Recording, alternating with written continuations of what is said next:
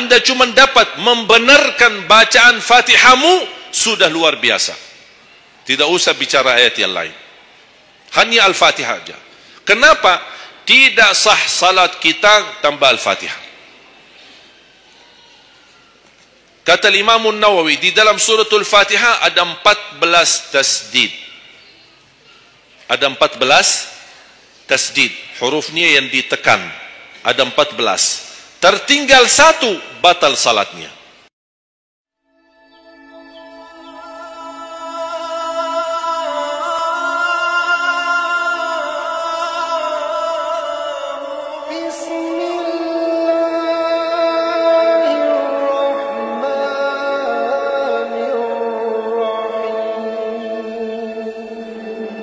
Sebentar lagi menyambut bulan suci Ramadan. Kalau 1 tahun sudah berlalu, kira-kira 30 hari Ramadan bagaimana? 1 tahun sudah begitu luar biasa cepat. Dan ini menjadi bagian dari umur kita. Bertambah 1 tahun, berlalu 1 tahun, berarti akan melangkah lebih dekat kepada kematian.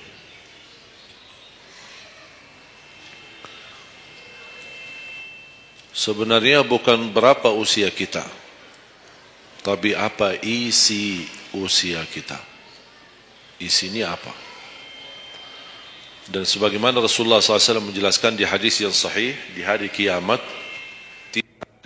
tidak akan tergeser kaki seorang sampai ditanya oleh Allah 4 pertanyaan. Berarti kita akan menghadapi 7 pertanyaan. 3 di kuburan, menghadap mungkar nakir, man rabbuka, ma dinuka, man nabiyuka. Yang tersisa 4 nanti di hari kiamat, sebelum dimulai hisab, sebelum tergeser kaki kita ke surga maupun ke neraka. Ditanya oleh Allah Subhanahu wa taala 4 pertanyaan. Yang pertama, lan tazula qadama 'abdin yaumal qiyamah hatta yus'ala an 4. Tidak akan tergeser kaki seorang di hari kiamat sampai ditanya oleh Allah Subhanahu wa taala 4 pertanyaan. Yang pertama, an umurihi fima afnah. Umurnya apa yang kamu lakukan? Allah tidak akan tanya berapa usiamu, tapi apa yang kamu isi dalam usiamu. 60, 70, 100 tahun, kurang, lebih. Allah tidak berdulikan berapa usia kita. Bahkan banyak para sahabat ketika ditanya usiamu berapa, dia menjawab usia saya 10 tahun. Padahal sudah tua. Sudah di atas 50, ada yang di atas 40.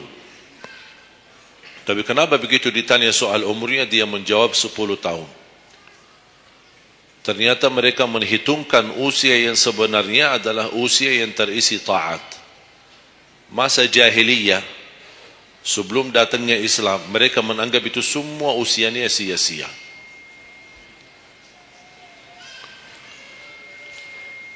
Berarti kalau ada orang Muslim tidak salat sama sekali sampai usia 50 tahun, semua usianya sia-sia. Karena tidak ada ibadah satupun yang diterima kalau tidak pernah salat. Biarpun dia haji setiap tahun, puasa setiap Ramadan, dia bersedekah, berinfak setiap hari, tapi tidak pernah salat 5 waktu sama sekali, sia-sia amalannya. Karena pertama yang akan dihisab oleh Allah salatnya. Kalau salat itu beres, baru akan ditanya yang lain. Kalau salatnya tidak ada, Allah tidak perlu bertanya yang lain. Makanya saya selalu berkata, khususnya para pemuda-pemudi, seberapapun dosamu, jangan tinggalkan salat. sebesar apapun dosamu, jangan tinggalkan salat. Karena salat itu ibadah yang langsung menyambungkan kita sama Allah, tali hubungan kita sama Allah. Kalau tali hubungan kita sama Allah terputus, tidak ada tali yang bisa sambung lagi. Dan selama anda menjaga salat, berarti masih ada harapan masuk dalam golongan yang akan diampuni Allah. Ada ampunan, ada harapan ampunan. Tapi kalau tidak salat, terus bagaimana Allah ampuni kalau tidak mau bertaubat? Banyak orang berkata, saya malu. Atau dia merasa ada bisikan di hatinya. Buat apa lo salat? Ngapain? Perilaku kamu aja tidak benar. Sama orang tua aja tidak benar. Dosamu tidak pernah henti-henti. Bercuma salat, tidak usah. Itu ingat bisikan syaitan. Karena syaitan ingin semuanya sekali-kali rusak. Kalau berbakti baik belum sempurna, masih banyak dosa maksiat, banyak kerusakan yang lain, tapi masih terjaga salatnya, ada harapan diampuni dosanya. Jangan sampai syaitan berhasil menggoda kita sekalian tidak salat. Oh, sudah hancur, sudah rusak yang lain, ditambah lagi parah, tinggalkan salat. Atau ada orang taubat, selama dia tidak salat, lancar, beres, aman, tidak ada apa-apa. Begitu dia taubat, dia merasa sedih, menyesal, dia mulai menjaga salatnya. Hilang motornya, kehilangan kerjaannya, diuji sama Allah SWT dalam rumah tangganya. Setan datang, coba kamu aja dulu biasa-biasa aja, tidak pernah ada ujian. Begitu anda mulai salat, ada ujian. Ngapain? Udah berhenti aja salat, nanti kembali beres. Berhenti salat. Pas begitu dia keluar masih kehilangan motor. Ya Allah, gimana? Saya selama ini tidak pernah salat, tidak pernah hilang motor. Begitu saya mulai salat, malah hilang motor saya. Datangnya setan di situ. Coba kalau kamu tidak salat, tidak bakal hilang motornya. Akhirnya dia merasa nyesal, dia berhenti. Berarti niatnya bukan taubat. Niatnya salat, ya Allah mohon aku salat tapi Allah jaga motor aku ya. Itu niatnya. Bukan salat karena Allah, tapi salatnya karena terjaga motornya. Itu beda niat. Berarti ketika kita berlaku ibadah, melakukan sesuatu ibadah, tapi ada ujian yang masuk, jangan anda salahkan ibadahnya, tapi salahkan niatmu. Ada apa dalam niatmu? Pasti ada salah niat.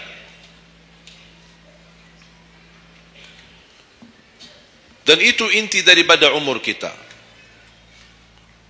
Allah berikan 60 tahun. Kemarin saya hitungkan, kalau standar umur umatku kata Rasulullah kan 60 sampai 70. Itu kira-kira kurang lebih. Ada yang lebih tua, lebih panjang usianya, ada yang lebih muda. Tapi standar kata Rasulullah SAW, a'maru ummati baina 60 wa 70. Standar umur umatku antara 60 sampai 70. Ada yang melebihi dari itu, tapi sedikit sekali dibanding yang lebih muda. Saya kemarin hitungkan 60. Apa yang kita lakukan di dalam usia 60 tahun. Dari lahir sampai balik. Sampai tahun berapa? 15? Kita sepakat 15? 15 tahun. Berarti sebelum balik belum taklif. Sebelum balik belum taklif. Haji boleh tapi tidak wajib. Karena syarat haji harus balik. Syaratnya harus balik. Walaupun diperintahkan, dibiasakan untuk melaksanakan salat. Tapi anggaplah bedun taklif, belum ada taklif, belum ada kewajiban, berarti 15 tahun itu sia-sia. Dipotonglah dari 60. Berapa sisa? 45. Tidur sehari berapa jam?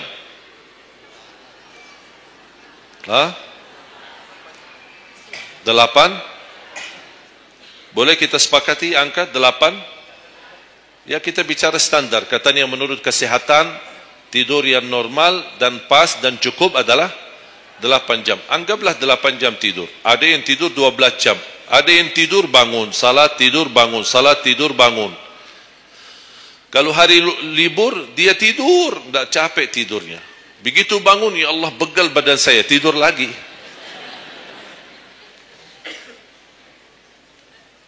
Saya hitungkan 8 jam. 8 jam dalam sehari berapa kalau dibagi? Dalam sehari. Sehari berapa jam? 24 jam. 8 bagiannya berapa jadinya?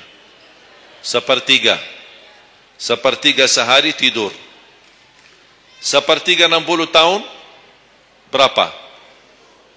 20. 20 tahun ngapain? Tidur. 20 tahun cuman kerjaannya tidur. Mulai dari 8 jam. Coba, memang terlihat angkanya tidak terlalu besar. Tapi kalau dihitung dalam usia 60 tahun, 20 tahun tidur. Ditambah 15 belum taklif, jadi 35. Tersisa berapa dari 60? 25. Cari nafkah dan rezeki. Kerjaan, standar kerja, jam kerja berapa jam? 8. Berarti 60 tahun berapa jam? Berapa tahun kita kerja? 20 tahun. 20 tahun cari menjadi kaya.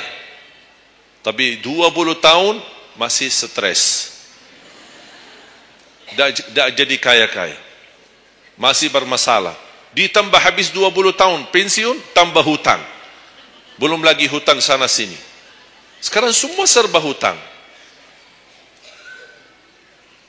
Dan yang aku heran, kenapa orang Indonesia suka berhutang? Ada masalah sedikit hutang. Sekarang HP cicilan, bagus-bagus. Begitu saya kemarin diajak sama teman foto, saya lihat HP ini, Masya Allah HP yang terbaru ini. Maaf Pak, cicilan. Jadi jangan ditipu, jangan tertipu ketika anda melihat handphone baru sama orang, langsung anda baik sangka, barangkali cicilan. Tak ada yang sanggup cash. Cash itu 12 juta sampai ada 15 juta. Bawa mobil yang mewah, cicilan. Begitu pindah rumah, cicilan. Jalan-jalan besok juga nikah, cicilan. Semua serba cicilan.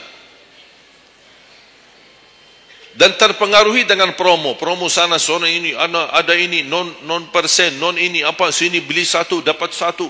Dan semua serba hutang.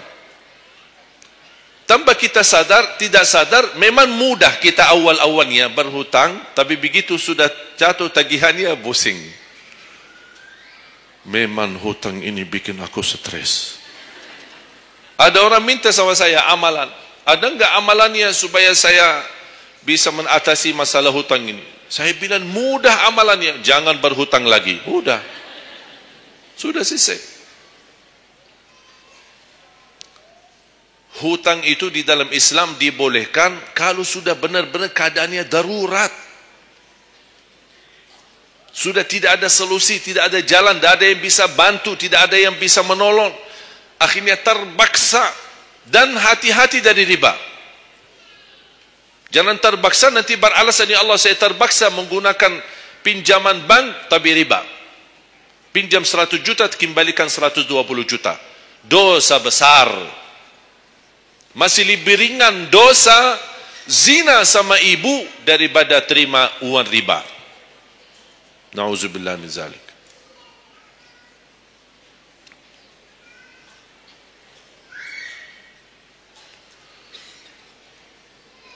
Dua 20 tahun cari kerja. Tadi berapa yang tersisa? 25 kan? Berarti yang tersisa berapa? Saya belum bicara ibadah Bapak Ibu. 20 tahun tidur, 20 tahun cari dunia, 15 tahun masih belum taklif, tersisa 5 tahun. Saya hitung dalam 60 tahun, bagi orang yang rutin menjaga salat 5 waktu, tahu enggak hasil hitungan saya dapat berapa? Anda jaga salat Selama 60 tahun itu menghasilkan ibadah cuma 2 tahun 7 bulan.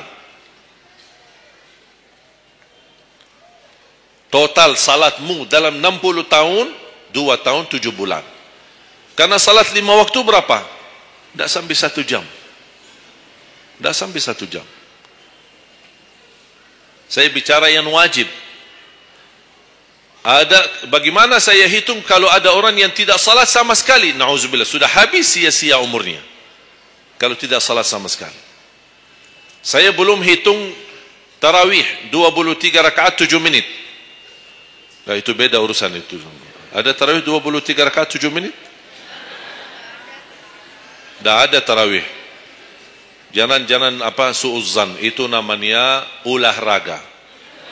Olahraga paling cepat selesai dapat juara 1. Jadi kita harus baik sangka, jangan su'uzzan. Karena itu bukan salat. Yang aku heran itu setiap tahun itu tradisi ini terulang setiap Ramadan. Menjadi sebuah kebiasaan.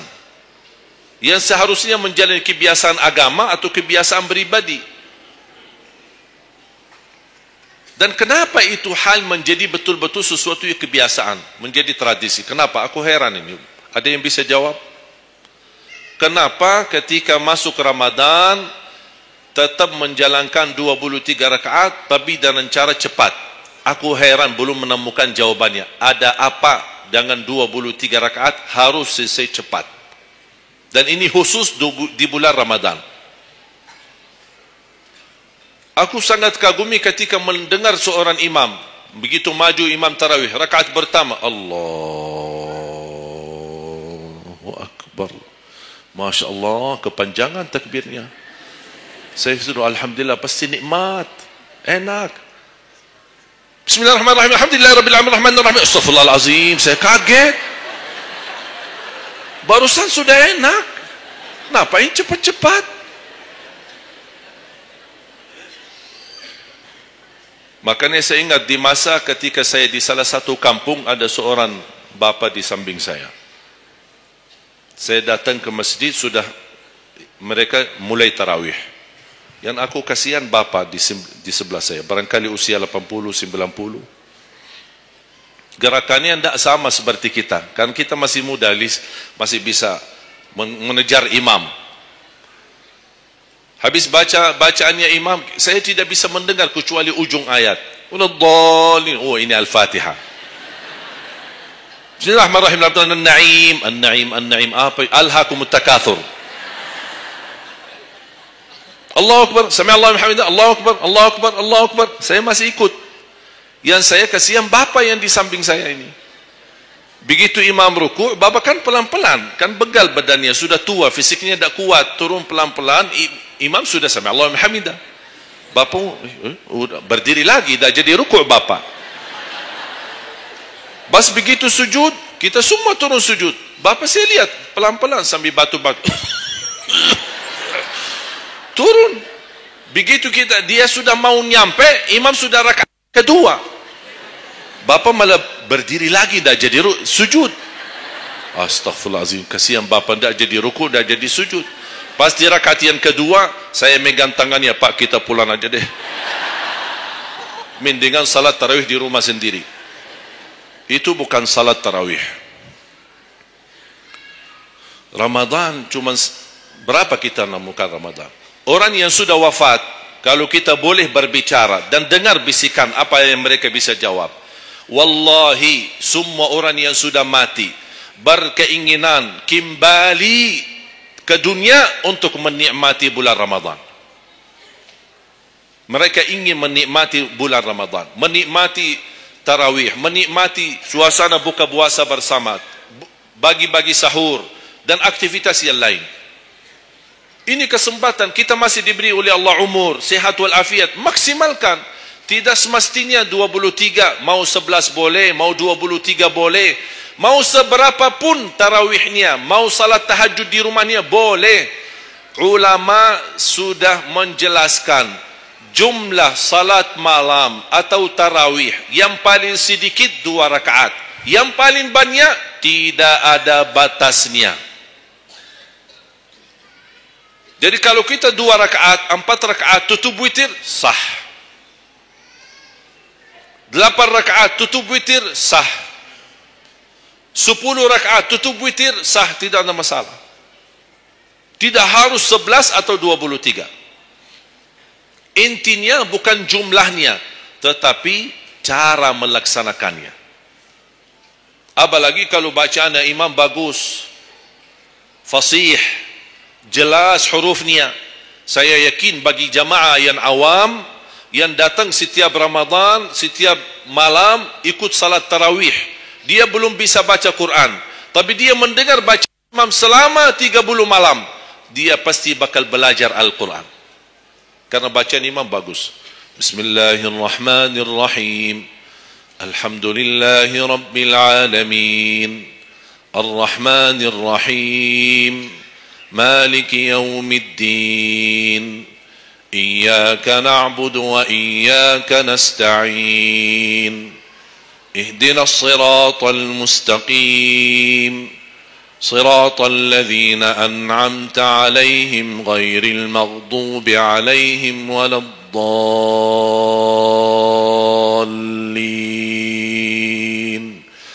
آمين. Kalau tidak dapat manfaat mengikuti salat tarawih di belakang imam yang bacaannya fasih selama 30 hari, anda cuma dapat benarkan bacaan Al-Fatihah, wallahi nikmat, syukur. Selama 30 malam anda cuma dapat membenarkan bacaan Fatihahmu, sudah luar biasa. Tidak usah bicara ayat yang lain, hanya Al-Fatihah saja. Kenapa? Tidak sah salat kita tanpa Al-Fatihah. Kata Imam Nawawi, di dalam suratul Fatihah ada 14 tasdid. Ada 14 tasdid. Hurufnya yang ditekan. Ada 14. Tertinggal 1, batal salatnya. Dan Imam Nawawi berikut mazhab Syafi'i. Makanya jamaah sekalian, wajib hukumnya belajar Al-Fatihah, bukan sunnah. Wajib hukumnya belajar surat Al-Fatihah. Perbaiki, benarkan bacaanmu, karena tergantung Fatihahnya itu salatnya sah atau tidak, itu tergantung Al-Fatihah. Makanya saya harap mulai dari hari ini anda semua bersungguh-sungguh belajar suratul Fatihah. Jangan anda targetnya mau hafal 30 juz. 30 juz anda hafal tapi tidak benar suratul Fatihah, sia-sia, tidak ada manfaat. Karena anda baca suratul Fatihah, tidak baca ayat yang lain sama sekali, masih tetap sah salatnya. Karena suratul Fatihah tidak bisa diganti. Kalau anda lupa baca selain suratul Fatihah, ada istilah lupa salah satu kewajiban, bisa diganti dengan sujud sahwi. Misal, rakaat pertama baca Al-Fatihah, itu rukun. Lanjut baca ayat pendek, anda tidak sadar, habis waladdallin amin, Allahu Akbar, lupa baca ayat, itu diganti dengan sujud sahwi. Itu kalau di salat wajib. Tapi kalau di salat sunnah, tidak ada wajib atau rukun selain suratul Fatihah. Jadi anda kalau salat sunnah cuma suratul Fatihah, kemudian takbir, rakaat yang kedua suratul Fatihah, dan kemudian langsung ruku', sah salatnya, tidak apa-apa. Tidak harus baca surah-surah yang lain. Itu di salat sunnah. Tapi kalau di salat wajib, hukumnya baca Al-Fatihah rukun, hukum baca surah yang lain wajib. Kalau terlupa, diganti dengan sujud sahwi. Sujud sahwi 2 kali sebelum salam. Habis tahiyat, sujud 2 kali, kemudian langsung habis itu salam. Dan habis sujud sahwi tidak bagi tahiyat lagi. Sudah cukup tahiyat yang anda baca. Makanya kembali lagi jamaah sekalian, umur bukan berapa usianya, tapi apa isinya. Maka Rasulullah SAW bersabda, ni'mal abdus salih man tala umur wa hasun amalu. Sebaik-baik hamba yang salih, yang panjang usianya, tapi baik amalannya. Baik amalannya. Bulan Syaban ini sekarang tersisa kurang lebih 14 atau 16 hari. Rasulullah SAW punya kebiasaan puasa Syaban full. Sampai kata Siti Aisyah, tidak pernah aku melihat Rasulullah puasa 1 bulan penuh selain bulan Ramadan sebagaimana di bulan Syaban. Penuh ni Rasulullah SAW. Bukan nisfu. Setiap datangnya Syaban ditanya nisfunya. Mana nisfu Syaban? Nisfu. Full Syaban. Puasa saja. Di awal boleh, di tengahan boleh, di akhir boleh. Yang tidak boleh, yang tidak pernah puasa Syaban, pas begitu berakhir, mau mendekati Ramadan, seminggu terakhir atau 10 hari terakhir, itu ada sebagian ulama berkata makruh. Kalau sudah 2 hari terakhir bulan Syaban, anda tidak pernah ada puasa sebelumnya, itu dianggap oleh ulama haram. Apalagi kalau sudah jatuhnya di hari keraguan, hari ragu-ragu. Kemungkinan ini bisa hari terakhir, kemungkinan bisa masuk Ramadan, isbat Ramadan. Termasuk ibu-ibu dan jamaah sekalian yang masih punya hutang, segera lunasi hutangnya. Jangan begitu sudah mendekat puasa, anda punya hutang 7 hari, tersisa bulan Ramadan 5 hari. Syekh, apa? Aku punya hutang 7 hari, sedangkan yang tersisa bulan Ramadan itu tinggal 5 hari lagi mau masuk Ramadan. Aduh, 1 tahun tidak pernah tanya. Begitu sudah mepet baru cari jawabannya. Itu karena hukuman nanti. Tetap diganti puasa yang dari tahun yang lalu. Tetap bayar hutangnya dan kena denda setiap hari kena fidyah. Jadi seandainya anda masih punya hutang dan masuk Ramadan, anda belum lunasi, tetap hutang itu terbawa nanti. Pas habis Ramadan, anda punya kewajiban bayar hutang. Tapi karena anda tunda, mundurkan sampai masuk Ramadan, anda punya kena denda. Ditambah lagi, bukan hanya bayar dengan puasa, ganti puasa, tapi ada lagi namanya fidyah. 1 hari 1 orang miskin. Diberikan kecukupan makanan. Makanya kembali lagi, yang punya hutang segera lunasi hutangnya. Masih ada kurang lebih 15 atau 16 hari. Jangan sia-siakan umurmu. Yang kedua, pertanyaan Allah Subhanahu wa taala, wa an syababihi fima ablah. Usia mudahmu, apa yang kamu berjuangkan? Apa yang kamu lakukan? Pertanyaan saya kepada jamaah, usia muda apakah bukan usia dari umur? Bukan sesuatu dari umur? Usia muda bukan sebagian dari umur? Dari total umur? Bukan. Dari total umur. Tapi kenapa Allah bertanya soal umur secara total dan ditanya lagi soal usia mudahmu? Kenapa? Padahal kan sudah cukup Allah tanya tandaan umurmu, ditanya lagi tandaan usia mudamu. Kenapa 2 kali ditanya?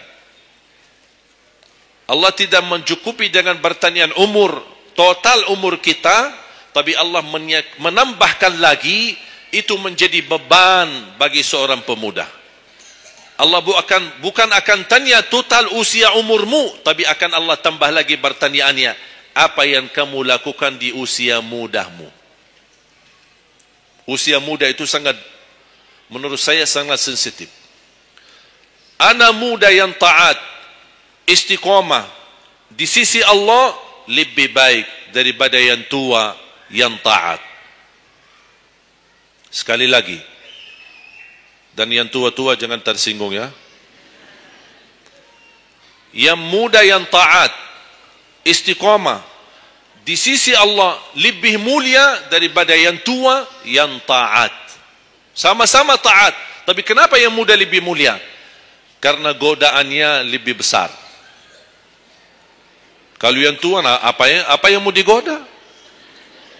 Habis sudah. Tidak ada fisik, tidak ada tenaga, tidak ada apa. Kalau yang muda banyak godaannya. Pandangan matanya, telinganya, hawa nafsunya, sahwatnya, fitnah sana sini. Mudah digoda, anak muda. Makanya Allah berikan kemuliaan.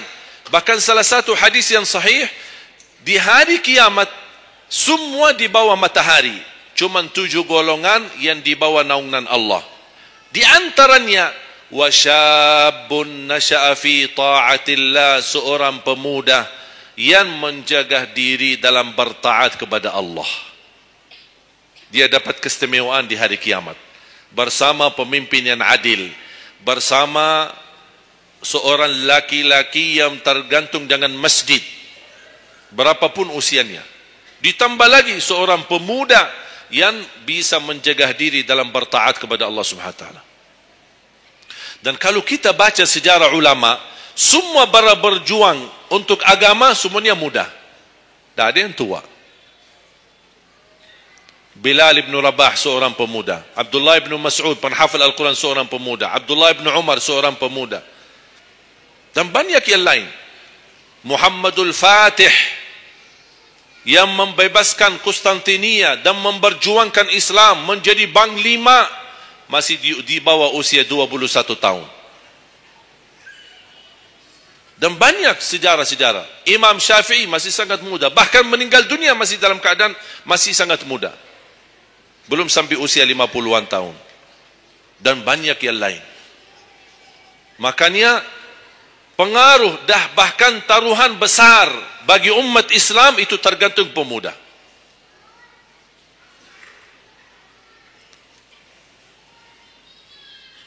Kalau pemuda yang suka memakmurkan masjid, mencintai Al-Quran, dan dia bisa menjaga diri, dan dia bisa berbakti baik sama orang tuanya, dan selalu menjadikan target utama ridha Allah, wallahi Indonesia makmur.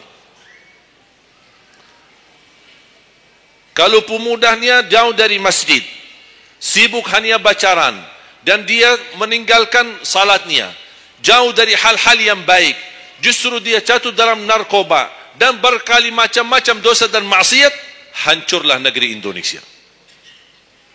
Indonesia tergantung pemuda. Maaf, bukan tergantung para tua, tergantung pemuda.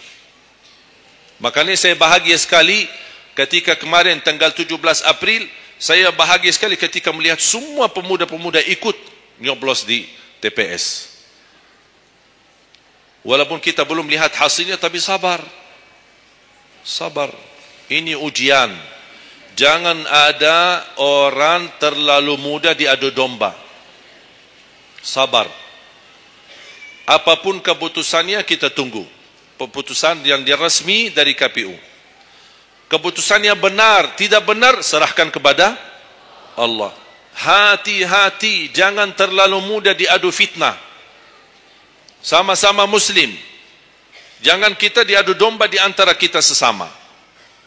Bahaya sekali kalau terjadi konflik gara-gara pemilu dan kepentingan politik. Silahkan lihat apa yang terjadi di Timur Tengah. Semua kejadian di Timur Tengah, awal langkah kejadian itu gara-gara kepentingan politik. Yang menjadi korban rakyat.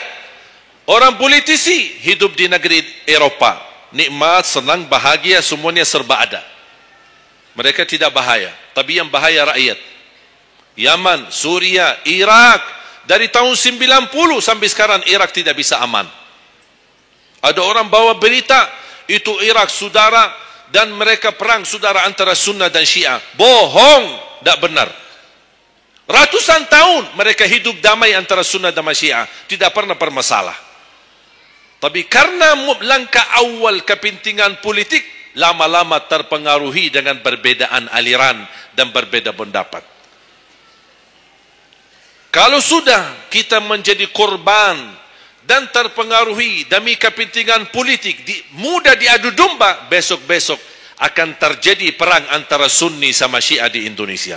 Besok lagi akan terjadi antara aliran-aliran yang lain sama golongan-golongan yang lain. Bisa terjadi perpecahan belah.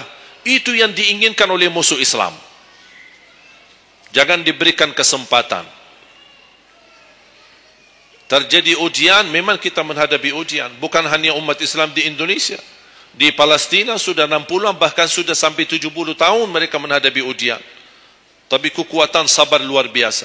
Tak pernah putus asa. Biarpun mereka tidak bersenjata, tidak punya apa-apa melawan musuhnya Israel, tapi mereka tetap tidak pernah putus asa, tidak pernah pasrah. Mereka tetap berjuang, mencintai Masjidul Aqsa. Saya merasakan perjuangan pemuda ketika saya ke sana, ke Masjidul Aqsa. Makanya jemaah sekalian, kita bisa memperjuangkan, tapi tambah membuat permusuhan. Kita masih bisa bertahan. Dan insya Allah ada jalan keluar dari segala kesusahan. Dan Allah tidak mungkin membiarkan kezaliman terjadi. Kalau kita merasa terzalimi, tidak apa-apa, tunggu. Dan kita harus belajar saling menghormati. Yang memilih 01 itu hakmu, tapi anda tidak berhak mencaci maki 02. Yang memilih 02 itu hakmu, tapi anda tidak berhak mencaci maki 01. Sama-sama Muslim, sama-sama orang Indonesia. Malu kita, kadang-kadang aku sedih melihat ini terjadi permusuhan. Ulama di sini mencaci maki ulama yang di sana, ulama yang di sana membalas lagi dan apa tu? Ya Allah, malu kalau di antara ulama saja terjadi persoalan permasalahan. Gimana orang awam? Makanya selalu saya dalam doaku, ya Allah satukan dan rapatkan hati para ulama kami. Satukan saf ulama kami. Ada perbedaan itu wajar, tapi yang tidak wajar ada permusuhan. Apa yang saya sampaikan sekarang, saya yakin tidak mungkin 100% anda semua terima. Ya harus belajar. Tidak boleh saya maksa anda semua ikut pendapatku. Aku hanya menyampaikan, anda bisa dengar, anda bisa ikuti, anda bisa tolak. Itu hakmu menerima atau menolak. Tak ada orang berhak untuk memaksakan kita. Oleh karena itu sekali lagi, mohon jaga dan rapatkan saf kita. Sekarang banyak muncul di media. Ini semua tujuannya berkeinginan menado domba di antara kita. Sekarang akhirnya yang gagal, yang rusak siapa? Negeri kita. Yang kurban, rakyat kita. Orang politisi tidak apa-apa. Mereka kan berduit. Duitnya banyak, fasilitasnya banyak. Bisa dia hidup keluar negeri dimanapun. Dia baca keluarganya, sudah. Biar rakyat jadi korban. Jangan kita mau dijadikan kambing hitam. Siap? Bisa jaga? 714 suku dan budaya berbeda-beda, tapi alhamdulillah masih bisa bersatu di bawah bendera merah putih. Dan ini karunia dari Allah Subhanahu wa taala. Wajib kita syukuri dan wajib kita jaga. Dan kita berdoa. Sekarang anda sudah ikut memilih kan? Sudah memilih? Sudah, itu ikhtiar. Anda sudah selesaikan tugasmu. Sekarang apa yang harus kita lakukan? Doa, memohon pertolongan dari Allah. Biar Allah yang memilih mana yang terbaik. Ya Allah, kami sudah berusaha. Kami sudah berikhtiar, pimpinlah kami, anugerahkanlah kepada kami pemimpin yang takwa, yang adil, yang amanah, yang mencintai agamamu, yang mencintai ulama, yang bisa melayani rakyat dengan ikhlas. Itu doa kita.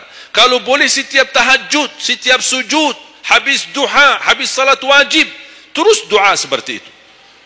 Saya punya kebiasaan ketika mengajak jamaah umrah, saya haruskan kepada semua jamaah ketika kami tawaf maupun sa'i, wajib paling tidak 1 kali tawaf, 1 kali sa'i, khusus doakan Indonesia. Karena Indonesia apalagi saat ini sangat membutuhkan doa kita.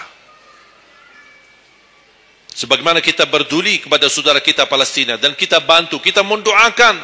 Kalau Indonesia tidak perlu bantuan dana, tapi butuh doa kita. Makanya jangan pelit untuk mendoakan negeri kita Indonesia. Faham? Yang ketiga,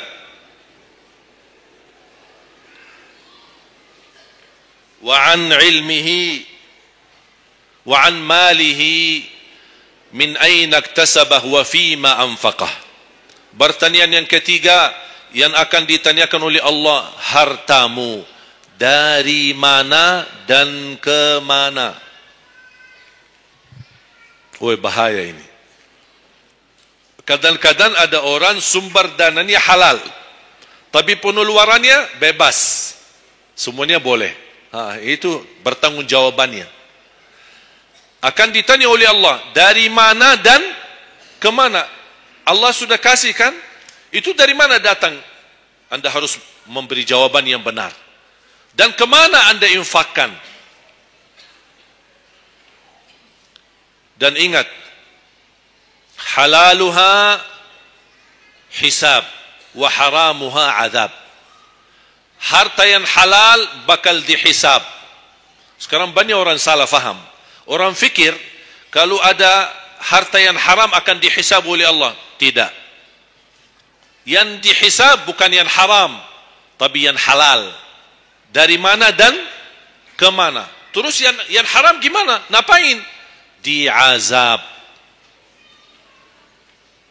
Anda sudah tahu itu haram, tapi Anda lakukan, Allah tak perlu tanya lagi kenapa Anda lakukan. Langsung diazab.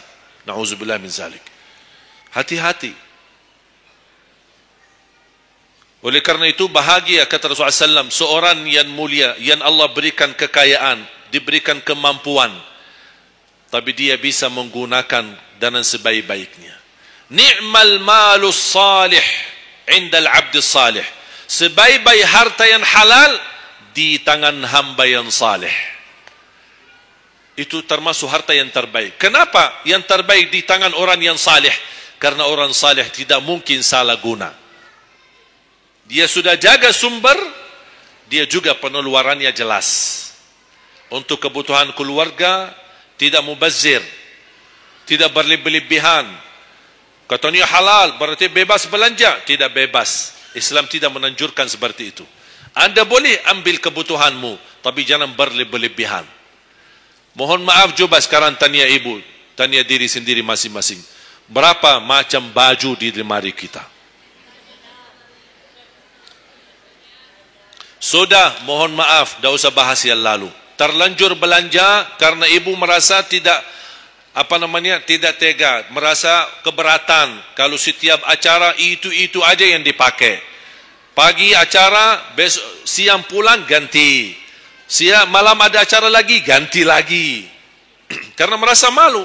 Apalagi kalau ketahuan, bukan yang tadi pagi ini ya. Oh, ada beda warna. Memang sama model tapi beda warna. Malu karena orang-orang itu. Apain kok? Makanya udahlah, terlanjur. Itu memang mohon maaf kebiasaan wanita. Tapi saya usulkan baju-baju yang sudah lama tidak dipakai, ngapain simpan? Sudah, bebaskan, infakkan, sedekahkan. Saya kemarin bermusyawarah dengan tim-tim yayasan kami untuk membuat satu lembaga khusus yang punya pakaian-pakaian yang sudah lama tidak dipakai. Apapun boleh, alat meja, sofa, apa saja yang di rumah, karpet, yang bukannya sesuatu yang tak pernah dipakai, barang makanan, piring, sendok, apa saja, insyaAllah kami bisa ditarik dan dikawal dan dikelola lagi, dikelola ulang, termasuk baju-baju. Kalau ada yang robek, ada yang ini, kita bisa jahit, kita bisa perbaiki dan kita sedekahkan. Bisa di dalam negeri dan bisa di luar negeri. Alhamdulillah program ini berjalan di kota Madinah. Alhamdulillah tidak ada lagi mubazir yang buang baju sia-sia. Semuanya bisa dimanfaatkan.